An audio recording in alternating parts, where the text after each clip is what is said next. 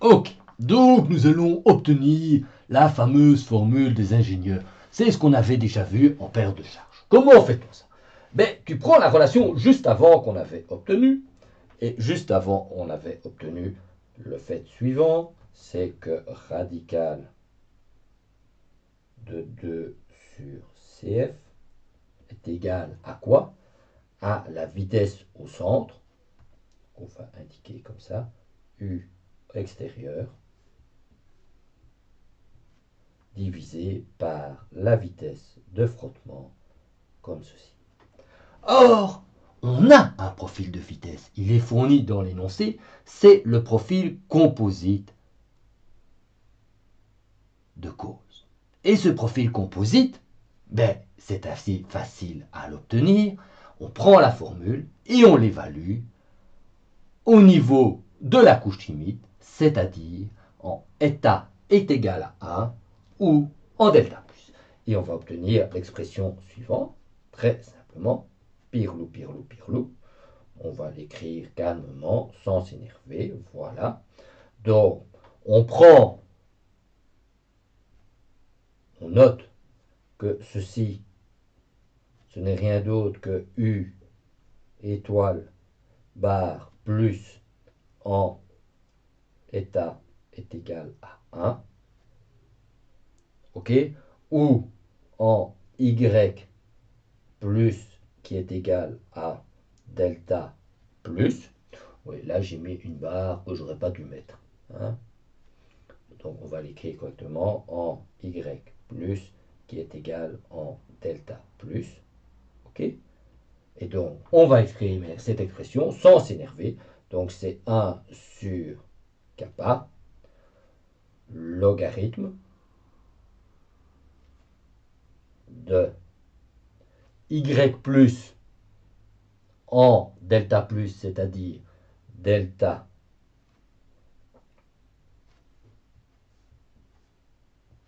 U2 sur nu, ok, plus la constante C, plus grand G évalué en 1. Ok. Alors, on note, parce que c'est un peu de calcul algébrique, que ceci, c'est évidemment delta plus, et celui-là, on peut l'écrire comme la forme qu'on veut faire apparaître, c'est-à-dire delta U extérieur sur nu.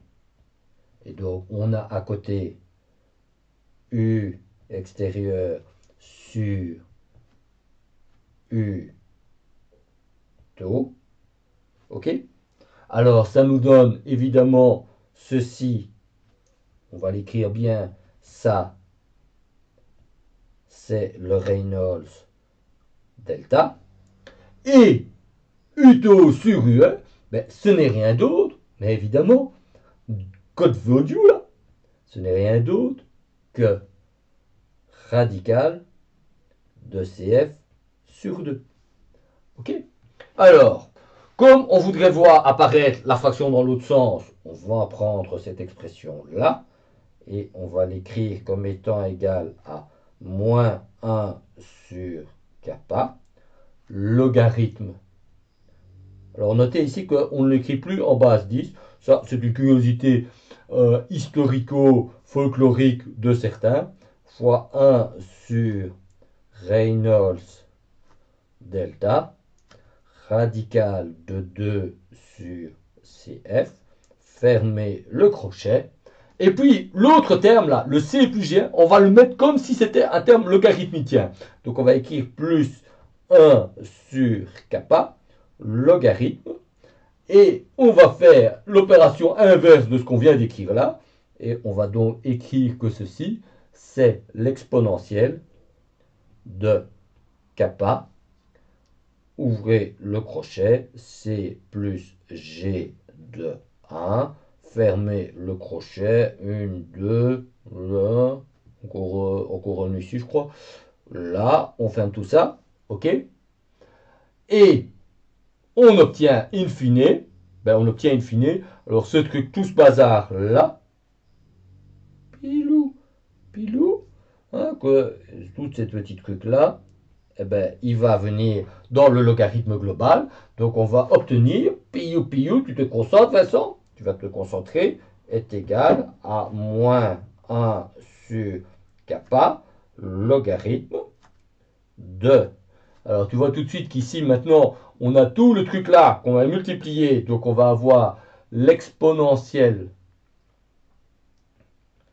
de kappa plus C plus G de 1, comme ça, fois 1 sur Reynolds de diamètre sur radical de 2 sur CF.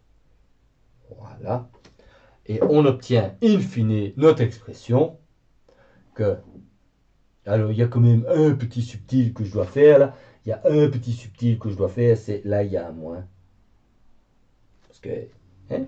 Eh oui, il y a toujours des petits subtils là. Hein, parce que, tu vois, là, il y a plus. Donc, il y a un moins là. Parce que ça, c'est de l'algèbre subtile, hein, exponentielle. Voilà. De ouvrir le crochet ici. Un petit moins là. Voilà, voilà, voilà. OK. Oui, alors le crochet ici, il faudrait bien le mettre là aussi, comme ça. On va faire ça bien, hein, les enfants, parce que sinon, on n'est pas content. Voilà, voilà, voilà. Alors, ce qu'on a in fine, c'est que on a la solution qu'on avait demandé. C'est le petit a. Eh bien, le petit a, c'est facile. Eh, pilou, pilou. C'est 1 sur la constante de von Karman. Et le petit b, quand on fait le calcul, donc le petit b, c'est quoi? C'est cette expression-ci. Voilà. Alors là, je l'ai fait dans le programme Python. Hein. Donc tu calcules le sinus carré avec le alpha et tous les coefficients. Et tu vas trouver que ça vaut approximativement 1 sur 22. Et j'ai résolu la partie numéro 2 de l'épisode. Alors après, qu'est-ce qu'on va faire? Ben, on va dessiner les profils de vitesse qu'on a obtenus. Et voyez, j'ai dessiné ici les profils de vitesse en termes de y plus et en termes de u bar plus. Et je l'ai dessiné pour un certain nombre de positions différentes, c'est-à-dire de x différents. Et si j'ai un x différent, à chaque x, j'ai une épaisseur de couche limite différente. Et vous voyez, le modèle fournit la solution en bleu. Donc ça, c'est le modèle dans la couche limite. Et une fois que je sors de la couche limite, je suppose que le profil de vitesse est constant. Ça, c'est hors de la couche limite. Et nous avons donc, vous voyez ici, les couches limites, différence à un certain nombre de positions. Et vous voyez que ce qui est très très important à observer ici, c'est comme le profil grandit, on voit que la valeur U bar plus n'est pas constante. Parce que la vitesse de frottement, elle va évoluer. Et plus la couche limite diminue ou grandit, plus exactement, plus la couche limite grandit, plus la vitesse de frottement va être faible. Et donc, pour une vitesse extérieure identique, U bar plus va progressivement s'élever. Alors qu'en vitesse réelle, toutes les vitesses sont les mêmes. C'est donc bien U bar taux qui diminue progressivement et qui fait que progressivement U bar plus, qui a une vitesse constante divisée par cette vitesse de frottement variable, va augmenter. bien voir les diagrammes, bien regarder le programme Python pour comprendre ce qu'on est en train de faire. Alors, dans une prochaine étape, on va introduire des profils simplifiés en termes des exposants. Vous savez, les trucs bizarres de notre ami Nikuradze. Et voyez, on va considérer un modèle en exposant avec un exposant 1 sur 7. Et voyez que pour notre problème, en fait, un profil de puissance en n est égal à 10, en 1 dixième est meilleur. Il fit davantage les profils composites de Coles. Et alors, vous voyez qu'il y a plusieurs courbes de Coles, plusieurs courbes bleues. Pourquoi? Parce que j'ai dessiné les profils prédits à diverses positions en X. Et donc, ils sont dessinés par rapport à une coordonnée état. On a supposé que ici, donc, nous avons bien état qui est défini comme y sur delta.